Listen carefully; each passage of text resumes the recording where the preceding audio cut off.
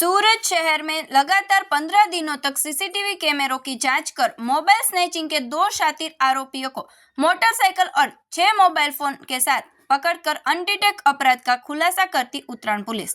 माननीय police commissioner Shri Anupam Singh Gehlot साहेब सूरत शहर तथा संयुक्त police commissioner Shri K N. Damor साहेब सेक्टर 2 सूरत शहर एवं अतिरिक्त पुलिस आयुक्त श्री लखधीर सिंह झाला साहेब जोन 5 सूरत शहर तथा सहायक पुलिस आयुक्त श्री एल डिवीजन सूरत शहर द्वारा वाहन चोरी के अपराधों का पता लगाने हेतु आवश्यक निर्देश दिए गए थे।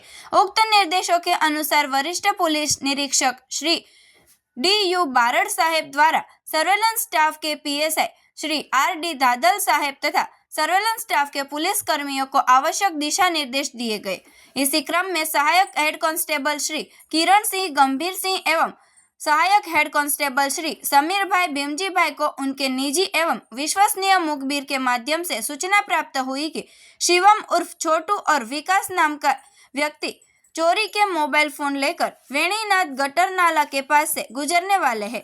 सूचना के आधार पर कार्रवाई कर दोनों आरोपियों को मोटरसाइकिल तथा 6 मोबाइल फोन के साथ पकड़ लिया गया।